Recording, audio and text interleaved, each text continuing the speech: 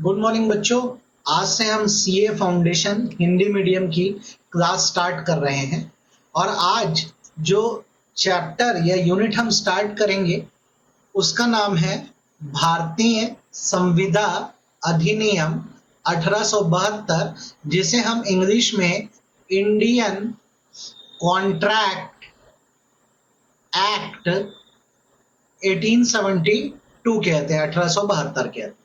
बच्चों मैं आपको बता दूं, जैसे आप सीए फाउंडेशन का एग्जाम दे रहे हैं तो अकेले संविदा अधिनियम से 25 से लेकर 30 मार्क तक के क्वेश्चन एग्जाम में बनते हैं। तो अब मैं आज से लेक्चर स्टार्ट करता हूं, धीरे धीरे हम ये पूरी सीरीज कंप्लीट करेंगे और इसके लिए हम लोग क्या करेंगे, जो आईसीएआई का मॉड्यूल है स्टडी मटेरियल जो हमारे रिस्पेक्टेड इंस्टीट्यूट ने दिया है, हम इसको कंप्लीट करेंगे ताकि आप लोग की पढ़ने में बहुत आसानी हो सके और आप लोग आराम से पढ़ सकें। तो चलिए हम लोग छोटी छोटी बातों से पहले स्टार्ट करते हैं जिससे आप लोग को ये अच्छे से समझ आए, और कहीं भी आप लोग को जैसे कोई डाउट है तो फील फ्री टू कॉन्टैक्ट, आप कॉन्टैक्ट करिए और मैं आपको कंसेप्ट और बेहतर तरीके से समझाता जाऊंगा। तो देखो, हम सबसे बेसिक टर्म या बेसिक वर्ड से स्टार्ट कर देते हैं जो आप लोग को पता होना चाहिए।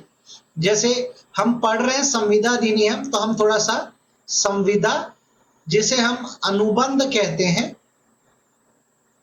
और जिसे हम लोग इंग्लिश में कॉन्ट्रैक्ट कहते हैं, इस पर जरा बात कर दें।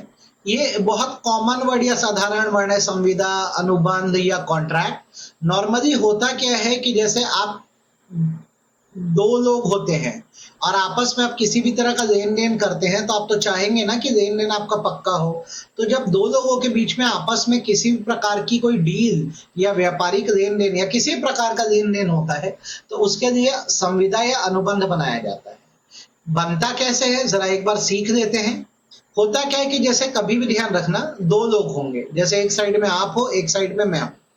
मैंने आपको क्या किया, अगर कोई बात कही तो उसको हम प्रस्ताव कहते हैं। दो लोगों के बीच में क्या होगा, एक व्यक्ति अपने मन की कोई बात कहेगा, अपने मन की कही जाने वाली बात को हम प्रस्ताव कहते हैं, जिसे हम ऑफर भी कहते हैं। जब एक व्यक्ति बच्चों ऑफर करता है तो ये माना जाता है दूसरे व्यक्ति के पास चॉइस है कि वो उस ऑफर या प्रस्ताव पे हामी भर सकता है, हाँ कह सकता है, या उस पे वो ना भी कह सकता है। तो हम मान के चलते हैं कि अगर मैंने आपके सामने कोई प्रस्ताव रखा है तो आपने मेरे प्रस्ताव को स्वीकार कर दिया। तो स्वीकार करने का मतलब होता है एक्सेप्टेंस देना। तो जब एक प्रस्ताव को स्वीकृति मिलती है तो दो लोगों के बीच में यहां पर जो बनता है वो बनता है वचन। वचन का मतलब प्रॉमिस, ठीक है।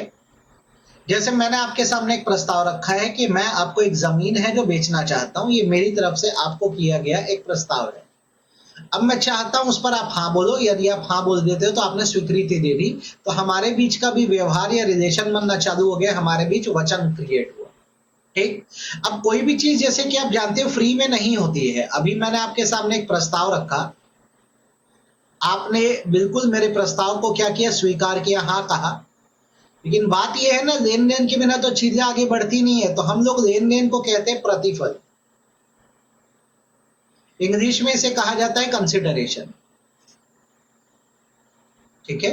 तो कभी भी याद रखना, एक व्यक्ति प्रस्ताव करे, दूसरा उस प्रस्ताव को स्वीकार करे और उसमें लेन देन या प्रतिफल आ जाए तो यहां पर जो बनता है वो बनता है करार। इसे हम लोग ठहराव भी कहते हैं, इंग्लिश में इसे अग्रीमेंट कहा जाता है।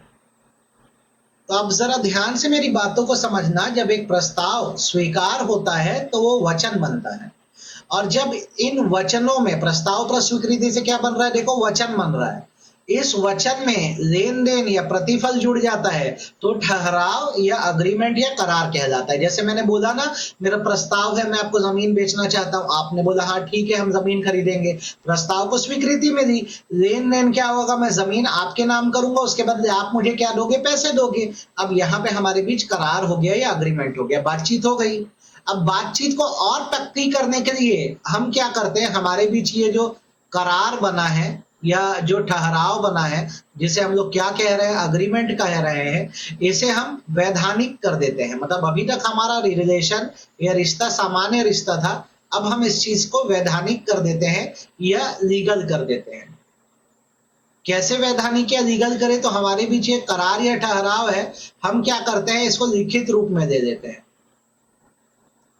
ठीक है, इस पर आप भी अपना साइन कर दो, मैं भी अपना साइन कर देता हूं ताकि सबूत रहे, और रजिस्टर्ड तौर पे दे देते हैं, पंजीकृत कर देते हैं। तो जब कभी भी कोई करार या ठहराव वैधानिक रूप से प्रभावी हो जाता है तो वह जाकर अनुबंध बन जाता है, जिसे कि हम लोग संविदा भी कहते हैं। तो पहले तो आप लोग ये बेसिक सीखो मेरे साथ और समझो। 3 टर्म या 3 बातों पे आप लोग बड़े अच्छे से क्या करो, पहले फोकस कर दो। जब एक प्रस्ताव को स्वीकृति मिली तो क्या बना? वचन बना। ठीक, जब इन वचनों में प्रतिफल आ गया तो क्या बना? करार या ठहराव बना। और जब ये करार या ठहराव वैधानिक रूप से प्रभावी हो गया तो ये क्या बना? अनुबंध या संविदा बना। सबसे पहले तो हम लोग को ये बात क्लियर होनी चाहिए। ठीक, अब अगर ये बात समझ आ गई है तो अब आपको ये समझना जरूरी है कि कभी भी जैसे 2 लोग होंगे, इनके भी जो भी बातचीत होगी उसको हम लोग करार या ठहराव कहेंगे।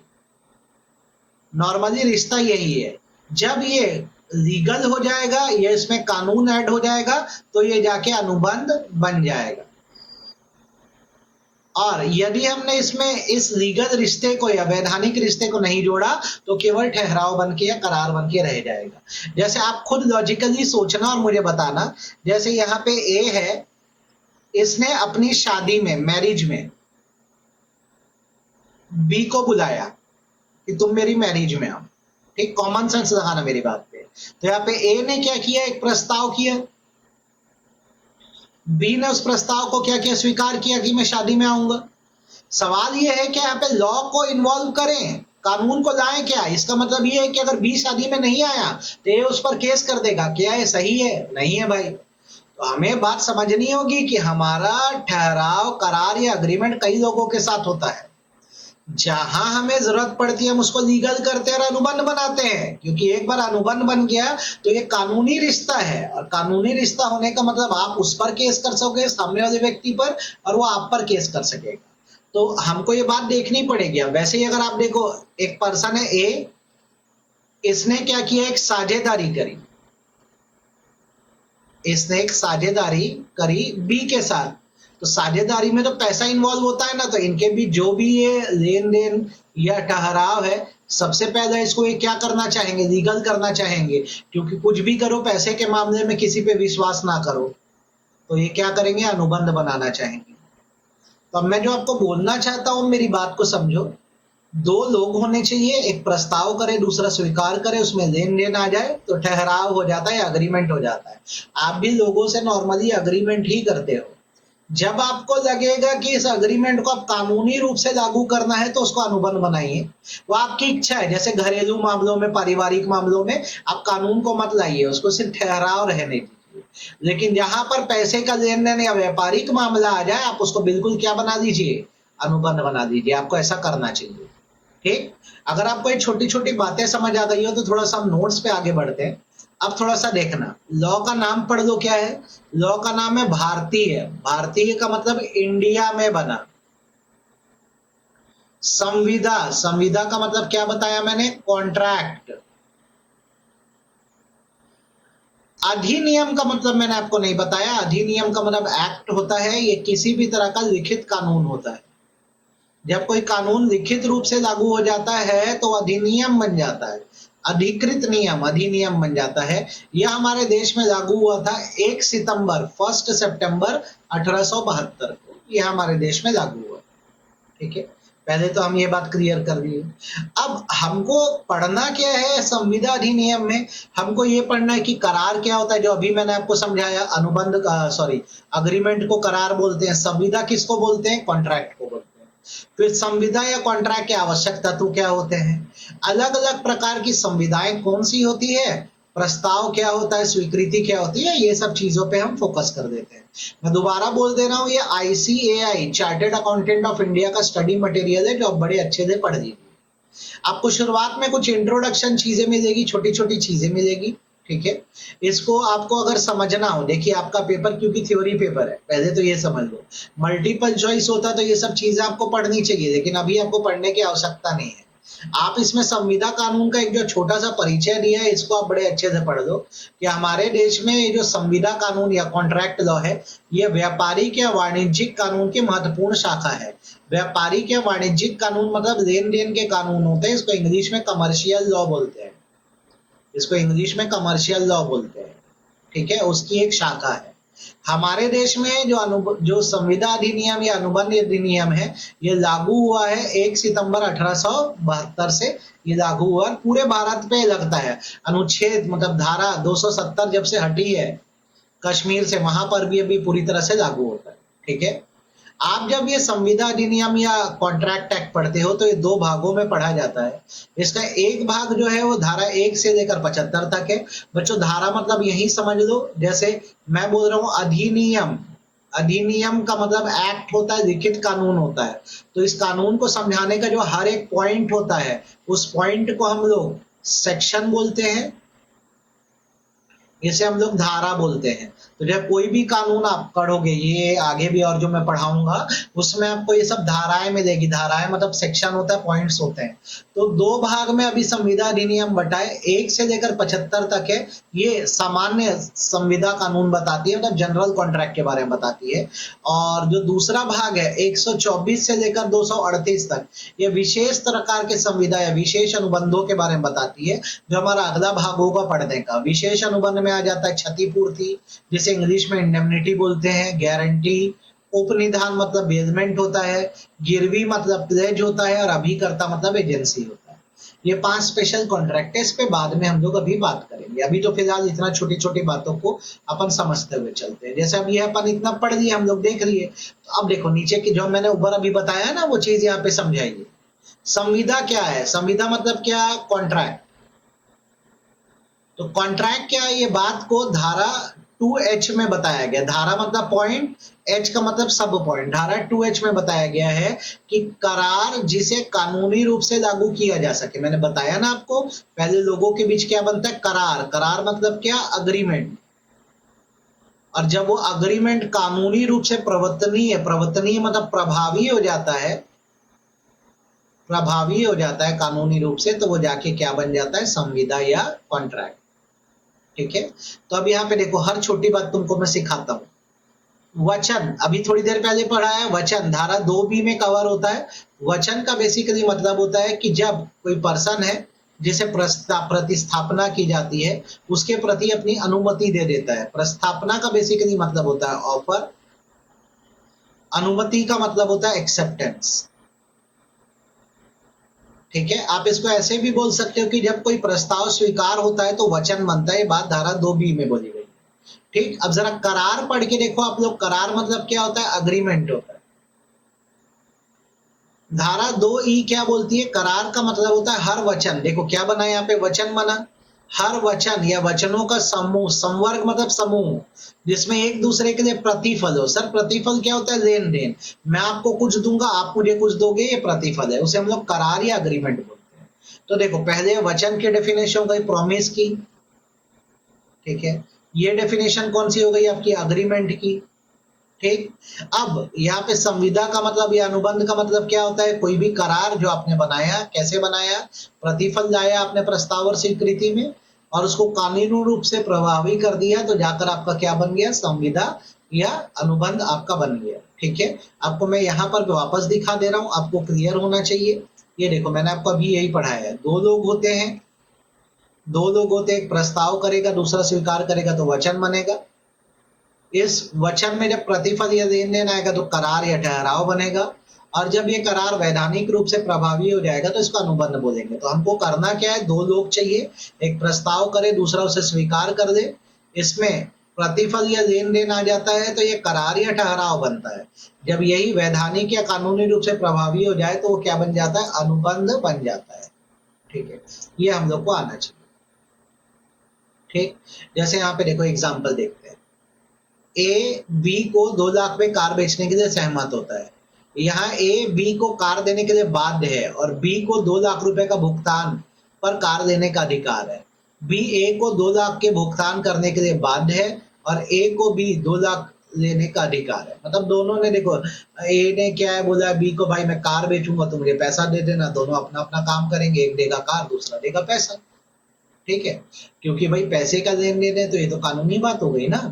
अच्छा, नीचे देखो, एक पिता ने अपने बेटे को वादा किया कि हर महीने 500 रुपए जेब खर्च देगा। बाद में पिता बोलता है मैं पैसे नहीं दे पाऊंगा, तो पहली बात, बाप बेटे के बीच कोई लेन देन तो है नहीं, तो बेटा अदालत जाके बोलेगा कि भाई साहब मुझे पैसे चाहिए, तो पैसे नहीं मिलेंगे क्योंकि यहाँ पे कोई अनुबंध नहीं है। तो अनुबंध के लिए क्या चाहिए? कानूनी दायित्व चाहिए, मतलब आदमी काम करने को तैयार हो। ध्यान रखना, ठीक। अंतर या डिफरेंस बोलोगे ना, तो देखो करार का मतलब क्या होता है? वचन या वचनों का समूह जिसमें लोग एक दूसरे को प्रतिफल दे रहे हैं। वादा मतलब वचन और उसमें प्रतिफल आ गया, लेन देन आ गया, तो करार बन गया। अब जो करार कानूनी रूप से लागू हो सके वो क्या है? संविदा हो जाती है, ठीक है।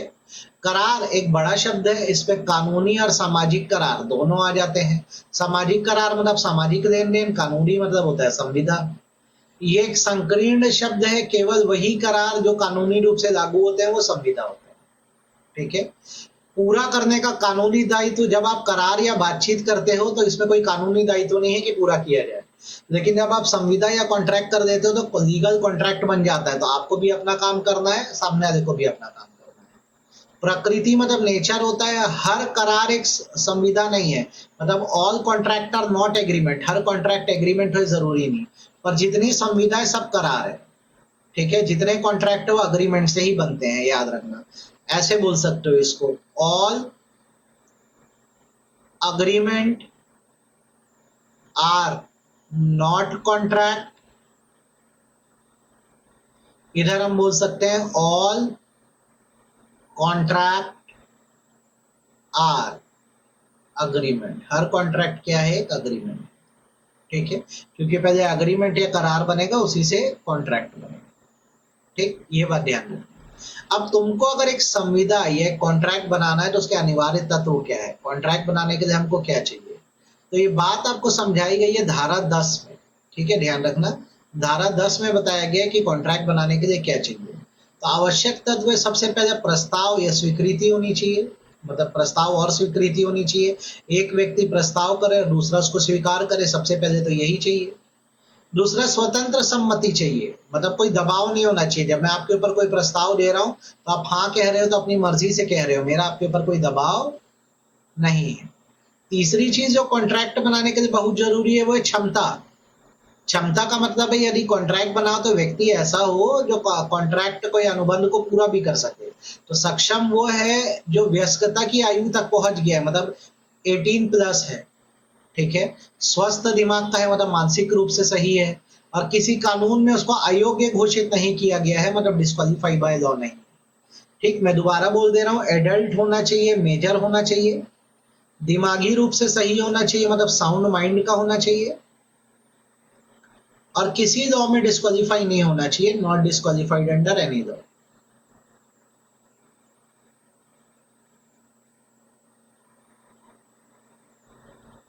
ये 3 चीज चाहिए। तो अभी देखो क्या क्या चाहिए मुझे कॉन्ट्रैक्ट बनाने के लिए? एक व्यक्ति प्रस्ताव करे, दूसरा स्वीकार करे, स्वतंत्र सहमति होनी चाहिए, सम्मति मतलब कोई दबाव नहीं होना चाहिए, पत्रकार पक्षकार सक्षम होने चाहिए, मतलब कार्य को पूरा कर सके। कौन कर सकता है? जो वयस्कता की आयु का है, जो दिमागी रूप से स्वस्थ है और उसको अयोग्य कहीं भी घोषित नहीं किया गया है। देन प्रतिफल होना बहुत जरूरी है। प्रतिफल को कानूनी भाषा में क्विड प्रो को कहते हैं, इंग्लिश में इसे कंसिडरेशन कहते हैं, हिंदी में इसे बदले में कुछ बोलते हैं कि जब प्रस्ताव और स्वीकृति हो तो बदले में कुछ मिलना भी चाहिए, बिना लेन देन के काम कैसे चलेगा? अगर ए अपनी पुस्तकें बेच रहा है तो उसको बदले में 100 रुपए मिलना भी तो चाहिए, तब जाके काम हो पाएगा। देन जो भी प्रतिफल और उद्देश्य है आपके कानून बनाने का वो वैध होना चाहिए। गलत कामों के लिए आप क्या नहीं कर सकते? संविदा या कॉन्ट्रैक्ट नहीं बना सकते। और आपका कॉन्ट्रैक्ट शून्य घोषित ना हो। शून्य का मतलब होता है जो कानूनी रूप से निष्प्रभावी हो, नो इफेक्ट, जिसका कोई इफेक्ट ना हो। तो आप जब किसी से अनुबंध बनाए या करार बनाए तो ध्यान रखिए वो शून्य ना हो। शून्य को लॉ की भाषा में वॉइड बोला जाता है, VOID, वॉइड, ठीक है। तो अगर देखा जाए तो आपको ये बात समझ आनी चाहिए छोटी छोटी कि हमको कॉन्ट्रैक्ट बनाना है तो हमको 2 लोग चाहिए होंगे।